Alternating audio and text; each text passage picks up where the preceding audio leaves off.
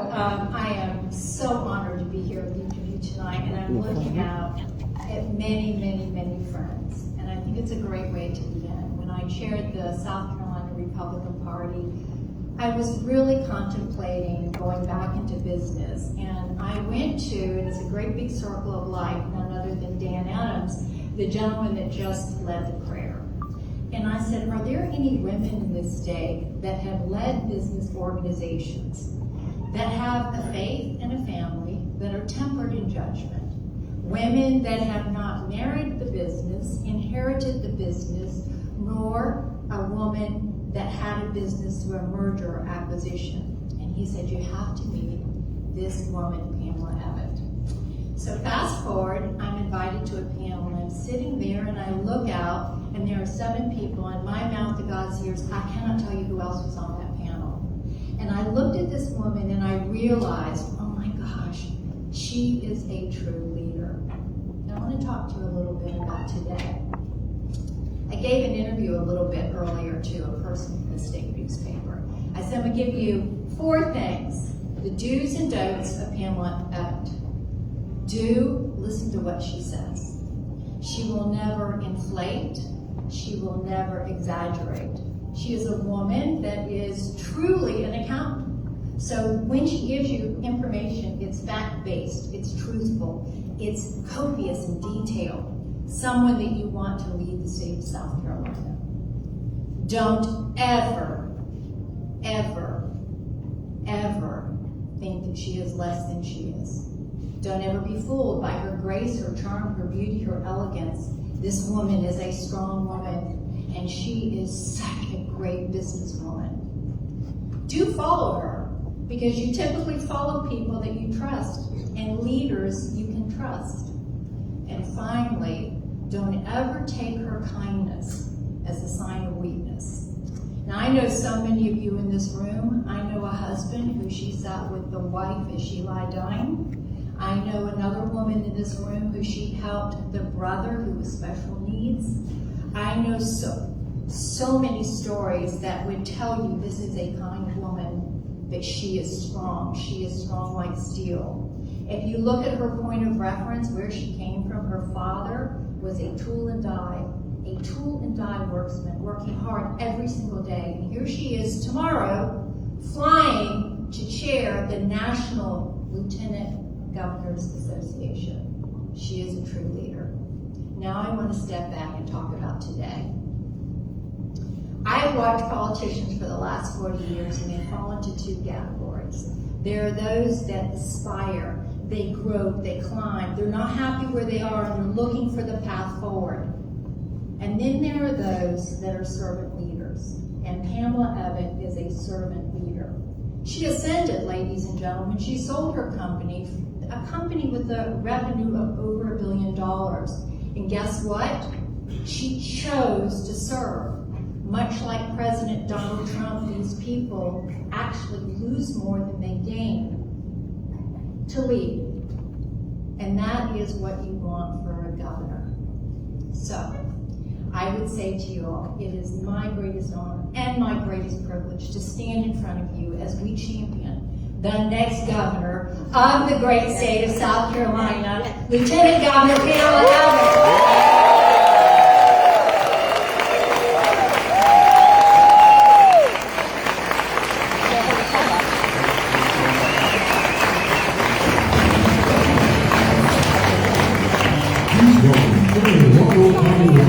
And Monroe County Councilman Bert Odom. Good afternoon. I want to share a few words with you this evening about my friend, our great Lieutenant Governor, Pamela Evette. I stand here tonight with a whole different perspective on the 2026 governor's race than anybody in this room, for that matter, anybody in the state of South Carolina. On June the 23rd, 2018, I had the pleasure to meet Republican candidate for Lieutenant Governor Pamela Evette at the first stop on the campaign stop in Florence, South Carolina. This was 7 years ago. Pamela talked to me about her very successful career in the business sector with her startup company and shared with me her goals if elected as the first Republican female Lieutenant Governor in the state of South Carolina. 5 minutes into our conversation, I stopped Pamela Evette mid-sentence. I looked Pamela Evette straight in the face and said, "Pamela, I'm going to love in 8 years to be working and voting and supporting you to be the next governor of South Carolina."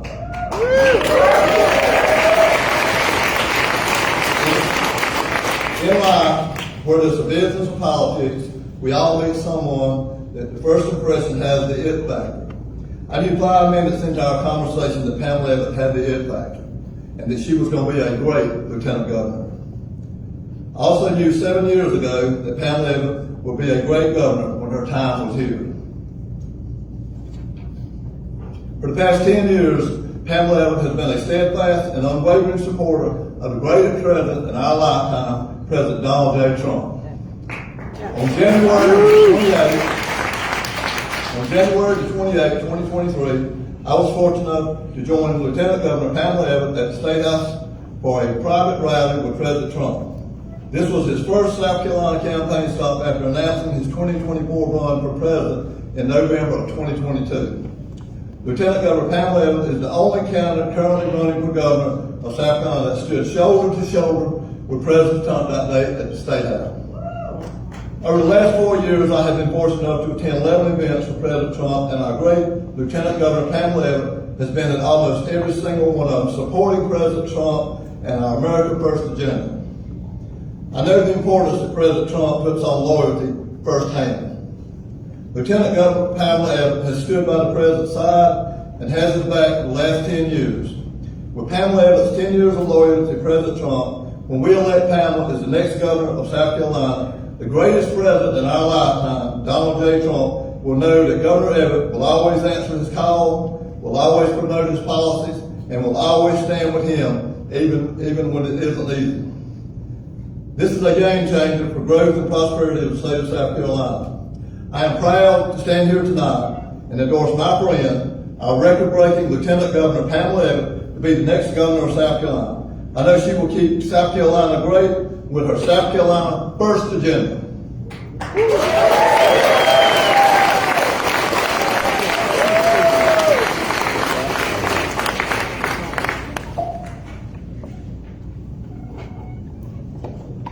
Please welcome the husband of Pamela Evette, South Carolina's second gentleman, David Evette.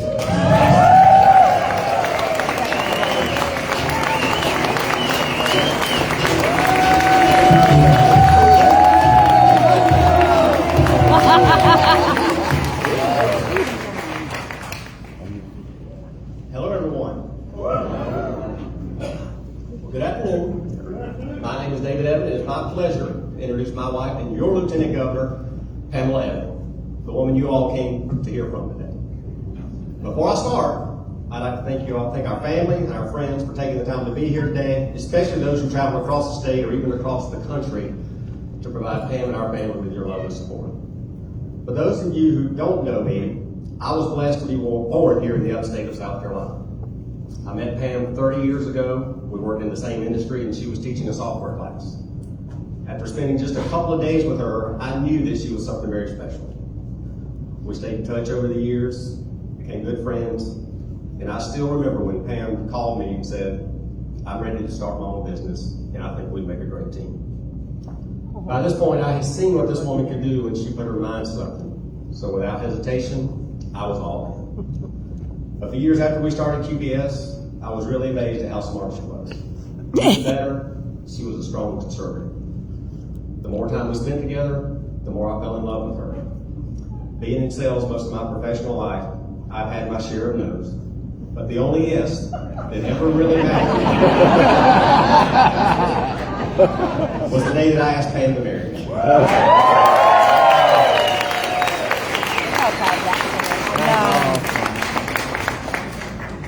I couldn't believe how fortunate I was to be marrying a woman, the most beautiful woman that I ever put my eyes on. We got married in July of 2005, almost 20 years ago this month. After we got married, we knew South Carolina would always be our home. We raised our children here, educated our kids in a Christian environment, and grew our business here. In June of 2015, I still remember Pam and I watching President Trump come down an escalator in Manhattan. It was in that moment Pam turned to me and said, "That's what we need, a business person running our country. Since then, her support for President Trump has never wavered, not once from that day and every day since. Pam has always been an advocate for our president. In fact, it was her support of President Trump that led her to meet Governor McMaster in 2017. He wanted a business person as his lieutenant governor, and it was during that meeting that he asked her to be his running mate. Not once, but twice. After she and Governor McMaster were elected, I'll be honest, it took a little bit to get used to not seeing her every day at the office. Working by her side and growing QBS are some of the best memories. We grew our company from a startup into a national company, earned numerous awards, and honestly, even during the hardest days, we had a lot of fun together. So as much as I hoped she wouldn't like politics, might come back to QBS, after a few months, I had to accept the truth that just wasn't going to happen. Pam absolutely loves being the Lieutenant Governor of South Carolina. She loves serving its people and businesses. She's a people person through and through, understands business, something that we've not had much of in the executive branch for a number of years, and enjoys talking to business owners on their level to understand what as a state we could do better from their perspective. I'm so proud to see how much South Carolina has grown under the leadership of the McMaster Evette administration. In closing, here's what I know to be true. There is not a harder working lieutenant governor out there. And I know there is absolutely no one who will work harder as the next governor of South Carolina. So now it is my great pleasure to welcome to the stage my wife and your Lieutenant Governor, Pamela Evette. It's starting.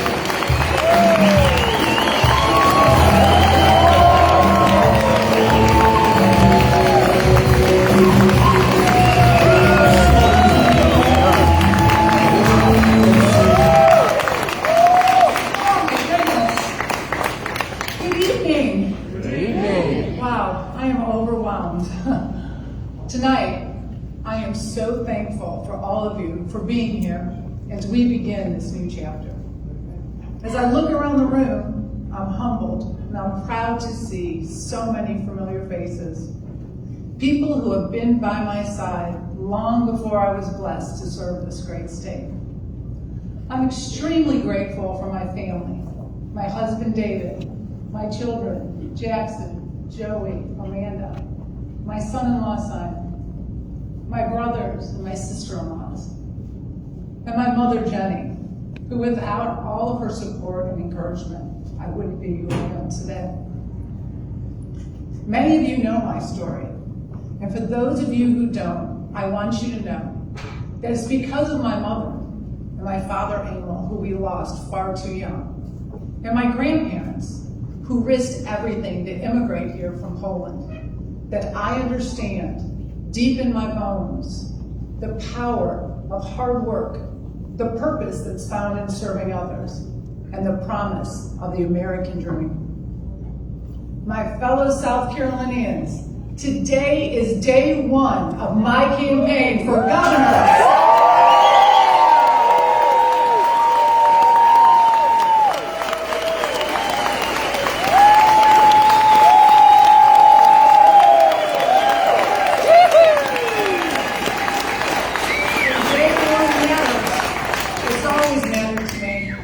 Like so many of you, when Donald Trump came down that golden escalator, I was sold. As someone who spent the majority of my life working, building a growing and successful business, I knew we needed something different in Washington, D.C. to fix our country. We needed an outsider. We needed a business person. When others hedged their bets, I was all in. When others waited to see which way the political winds would blow, I stood firm. Like so many of you, I was with President Trump from day one because I knew he would be a transformational leader who would restore America's greatness. And wow, were we right. He has done an amazing job and continues to make our nation proud. As your Lieutenant Governor, I've stood beside Governor Henry McMaster, ready to fight for South Carolina's conservative values at every turn. From the very beginning, Governor McMaster and I worked as a team, banning sanctuary cities, standing firm with law enforcement, protecting life, defending your Second Amendment rights, fighting for parental rights, and ensuring men could never, and I mean never, compete in women's sports.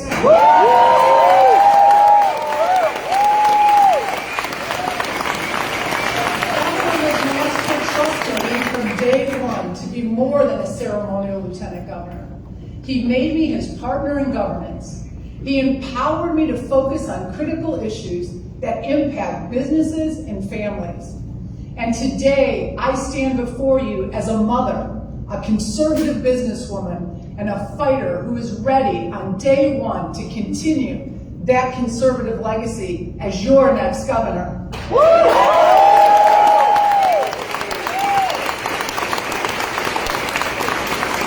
over 6 years, I haven't been a typical lieutenant governor who sits on the sidelines. I've been Governor McMaster's partner, his right hand in making South Carolina the conservative success story of America. When Governor McMaster said we needed to ban sanctuary cities, I was right there beside him fighting, and we won. When Governor McMaster said we would back the blue while other states defunded their police, I stood with him every step of the way. Together, we delivered conservative successes, not excuses. And we never settled. We've continued to move the needle and have kept South Carolina winning and growing year after year.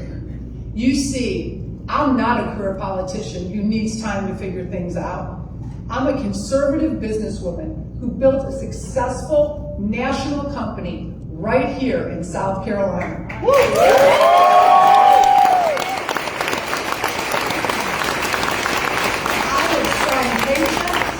Balanced budgets, I've created good paying jobs, and I did it all while raising 3 wonderful children with my husband David, teaching them principles, Christian, not to mention South Carolina values. The kind of values liberal elitists mock us for. The kind of values that are common sense. Like there are 2 genders, only 2, male and female.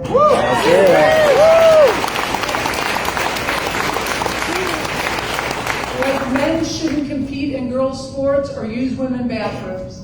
Like illegal immigrants are breaking the law and need to be deported.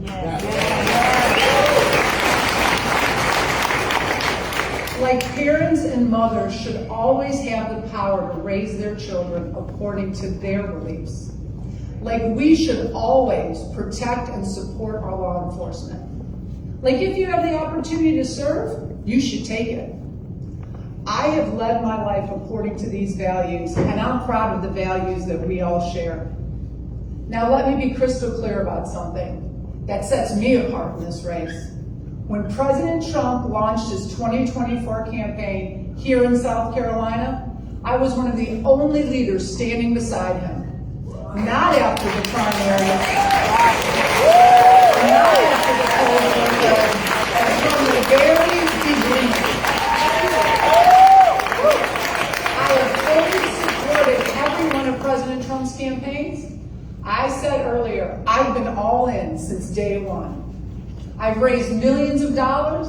I've traveled the country as a surrogate. I've endorsed him at every opportunity.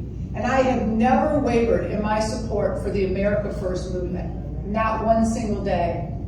I didn't wait to see how the political winds would blow to endorse him. I didn't attack him on social media and then flip-flop because I needed to save my political career. I endorsed him before I stepped into public service because it was the right thing to do for our country. And now, with President Trump back in the White House, South Carolina needs a governor who has his trust, a governor who doesn't need to build a relationship, a governor who can pick up the phone and get things done for South Carolina because that relationship already exists.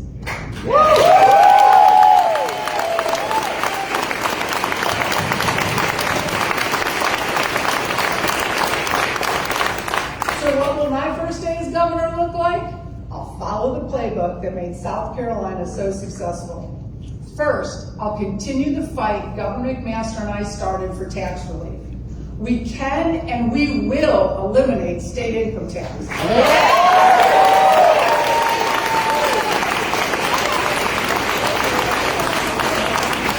Florida, Texas, and Tennessee can do it, so can we.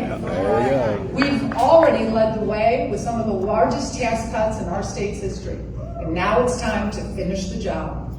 Second, I will create South Carolina's own Department of Government Efficiency.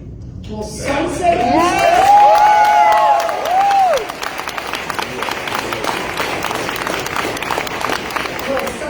useless and outdated regulations that give too much power to bureaucrats. And for every new regulation proposed, we'll get rid of 10.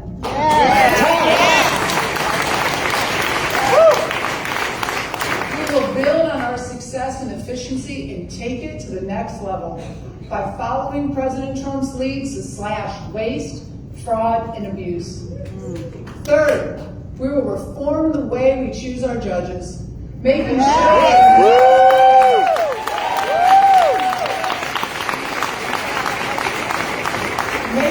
they are not beholden to the people who elect them, and ensuring that South Carolina's judges are accountable to one thing: the law.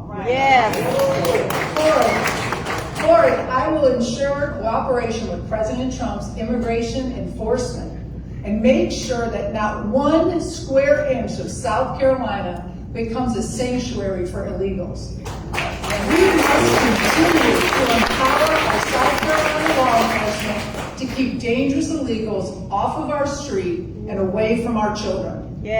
We will never allow South Carolina to become like California or New York, safe havens for countless illegal immigrants and criminals looking to evade our laws and undermine our country. Fifth, we will continue pushing for full universal school choice, because every parent in South Carolina must have the freedom to decide what's best for their children.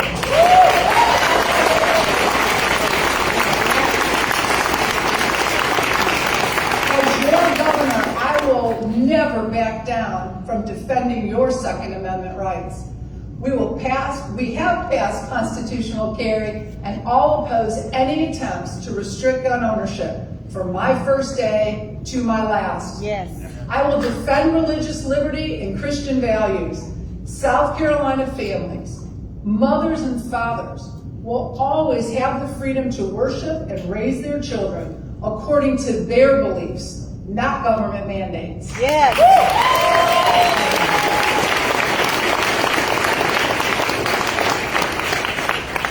Follow President Trump's lead and appoint proven, like-minded conservatives at every level of our state government, boards and commissions.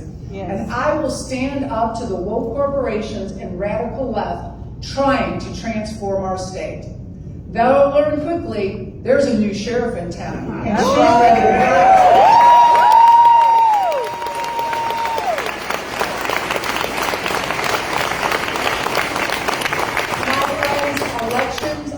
Choices, and the choice is clear.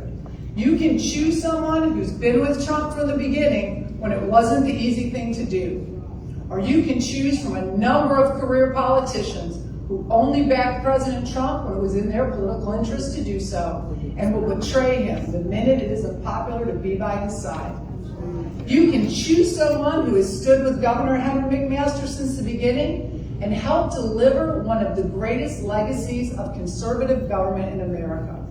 Or you can choose from a menu of career politicians who say pretty things and can't and will never get it delivered.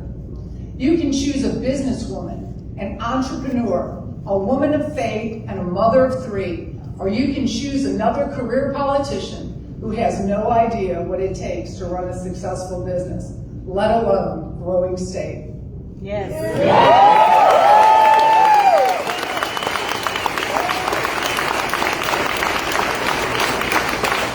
is not just my campaign. This is our movement. A movement that started when we decided South Carolina would lead and not follow. A movement that became stronger when President Trump returned to the White House. a movement that will achieve victory when we win this election.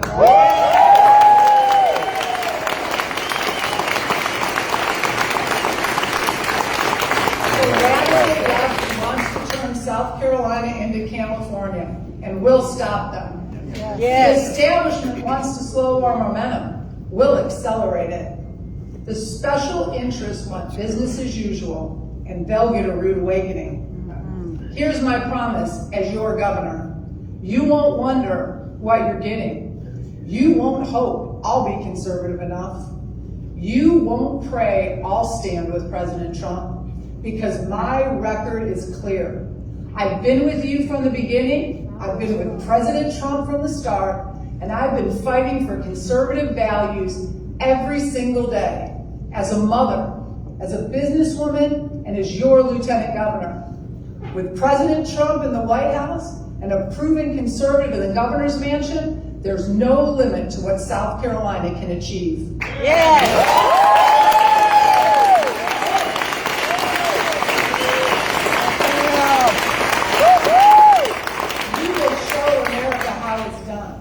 We will be the example other states want to follow.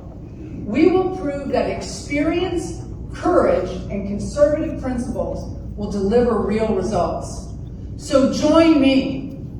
Join this movement. Join me in keeping South Carolina the freest, most prosperous, most conservative state in America. Join me in showing the world that the Palmetto State doesn't wait for tomorrow. We lead today.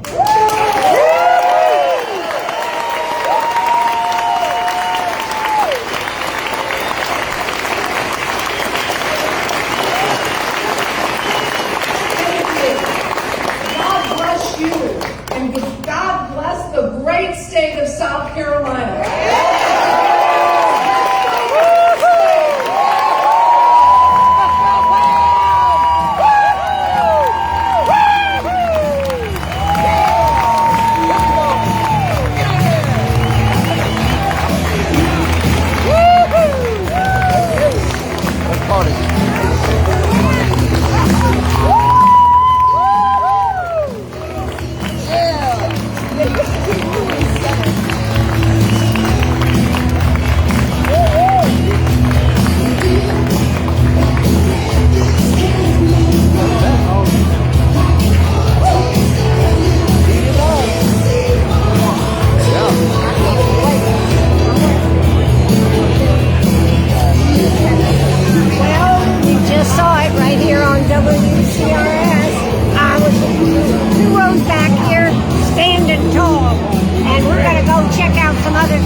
So stay with me as we meander through the crowd here. It's packed, just packed. Let's turn around and see what we got.